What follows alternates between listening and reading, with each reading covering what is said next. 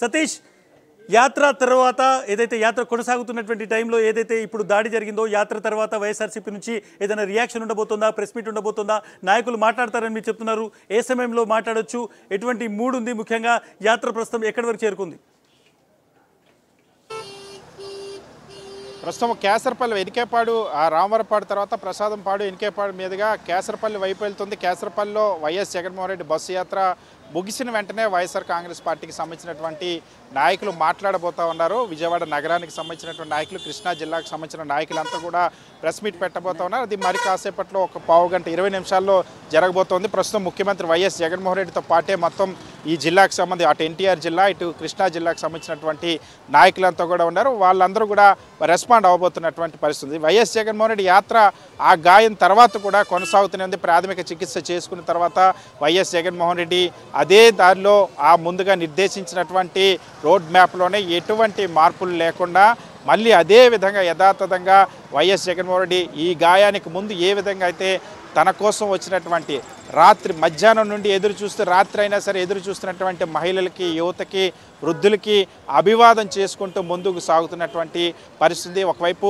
ఆ విషయం తెలిసి టీవీల ద్వారా ఈ జరిగినటువంటి దాడి గురించి తెలిసినటువంటి కేడర్ కానీ సామాన్యులు కానీ ఒకవైపు ఎమోషన్ అవుతూ ఉన్నారు, రియాక్ట్ అవుతూ ఉన్నారు. మరొకవైపు వైఎస్ జగన్మోహన్ రెడ్డి మాత్రం వాళ్ళందరినీ కూడా ఆత్మీయంగా పలకరించుకుంటూ చిరునవ్వుతూ అభివాదం తెలుపుతూ ముందుకు వెళ్తున్నటువంటి పరిస్థితి కనిపిస్తుంది. So YS Jaganmohan Reddy bus యాత్ర ఇంకా కొనసాగుతూనే ఉంది.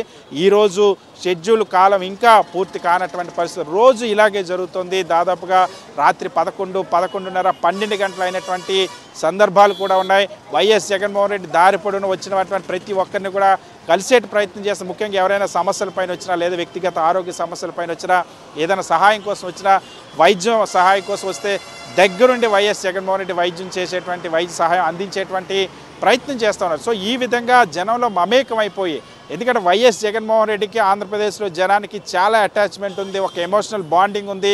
ఇది అనేక సంవత్సరాలుగా నిరూపితం అవుతున్నటువంటి పరిస్థితి. వైఎస్ జగన్మోహన్ రెడ్డి ఓదార్పు యాత్ర చేసినప్పుడు కానీ, వైఎస్ జగన్మోహన్ రెడ్డి పాదయాత్ర చేసినప్పుడు, ఈరోజు బస్సు యాత్ర కానీ, ఏ సందర్భమైనా ముఖ్యమంత్రిగా వివిధ ప్రాంతాలకి వివిధ పథకాల గురించి లేదా అభివృద్ధి పనులు ప్రారంభించడానికి వెళ్ళేటప్పుడు గత 5 సంవత్సరాలు ఎప్పుడు వెళ్ళినా సరే వ్యక్తిగతంగా రోడ్డు మీద నిలబడి ఒక ప్లకార్డ్ పట్టుకొని వైఎస్ జగన్మోహన్ రెడ్డికి మా సమస్యను చెప్తే అది చూస్తే ఖచ్చితంగా జగన్మోహన్ రెడ్డి సొల్యూషన్ చూపిస్తారు. ఇలాగే ఎన్నో సమస్యలు పరిష్కరించారు. అందుకని ఇంత పర్సనల్ అటాచ్మెంట్ అనేది ఉంది. ఇవాళ మళ్ళీ ఎన్నికల ముందు 5 సంవత్సరాల ప్రభుత్వంలో 98%, 99% హామీలు అమలు చేసిన తర్వాత మళ్ళీ ప్రజల్లోకి వచ్చినటువంటి నేపథ్యంలో మళ్ళీ మీ వెంట మేము ఉన్నామని చెప్పడానికి జనం ఈ విధంగా బారులు తీరుతున్నటువంటి పరిస్థితి.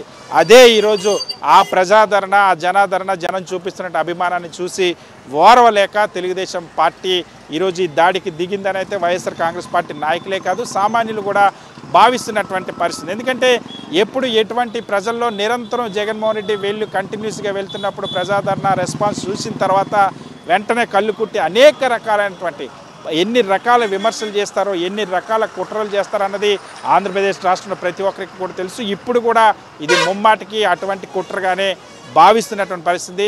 వైఎస్ జగన్మోహన్ రెడ్డి లక్ష్యంగా జరిగినటువంటి దాడి ఇది. వైఎస్ జగన్మోహన్ రెడ్డికి వస్తున్న జనాదరణ చూసి ఓర్వలేక చేసినటువంటి దాడిగా సామాన్యులు కూడా భావిస్తున్న పరిస్థితి. ఇస్మాయిల్, సతీష్, మనం ఒకసారి ఈ దాడికి సంబంధించినటువంటి నేపథ్యాన్ని డిస్కస్ చేసేటువంటి ప్రయత్నం చేద్దాం. జగన్మోహన్ రెడ్డి ఏదైతే మార్చి 27న ప్రారంభించినటువంటి బస్సు యాత్ర ఇడుపులపై నుంచి బయలుదేరింది.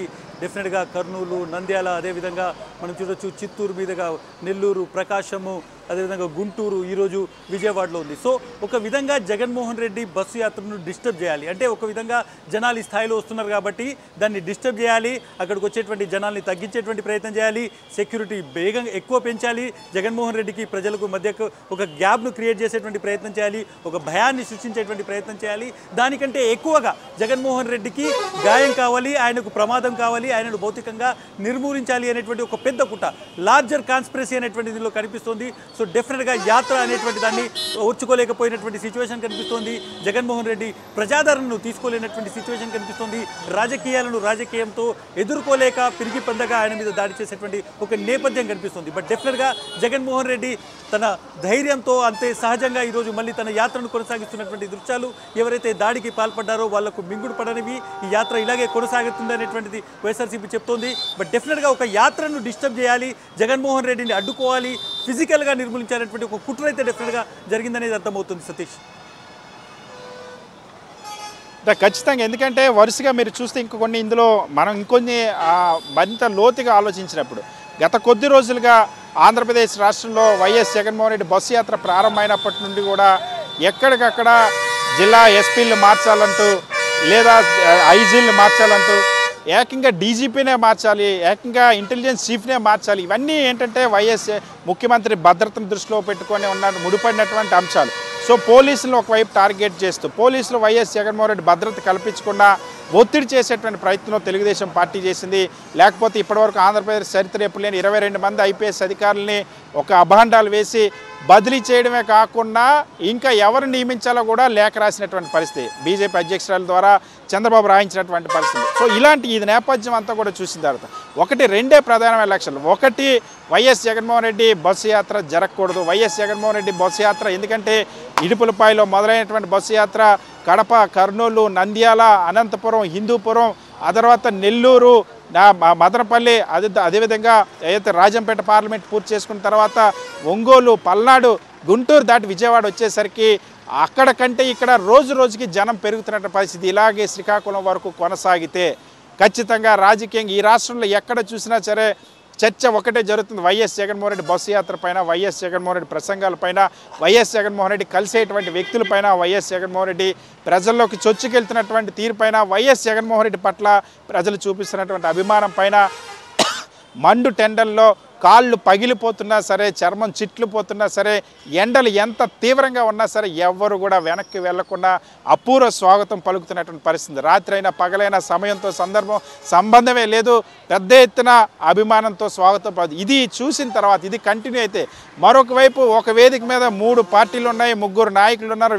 వీళ్ళకి ఇంకా మళ్ళీ పక్క రాష్ట్రాల నుండి వచ్చినటువంటి మేధావులు ఉన్నారు, పక్క రాష్ట్రాల నుండి వచ్చినటువంటి ఐఏఎస్ అధికారులు ఉన్నారు, పక్క రాష్ట్రాల నుండి వచ్చినటువంటి కుల సంఘాల నాయకులు ఉన్నారు.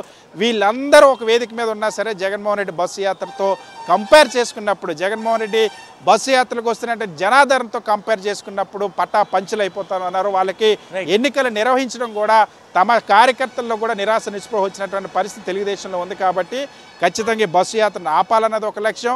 ఒకవేళ బస్సు యాత్ర జరిగితే జనంలోకి చొచ్చుకెళ్లకుండా జనానికి జగన్మోహన్ రెడ్డికి మధ్యలో ఖచ్చితంగా ఒక వలయాన్ని వేయాలన్న ఒక లక్ష్యంతోనే ఒక కుట్రపూరితంగా ఈ దాడి జరిగిందని అయితే ఖచ్చితంగా వైఎస్ఆర్ కాంగ్రెస్ పార్టీ నేతలు భావిస్తూ ఉన్నారు. ఇచ్మాన్.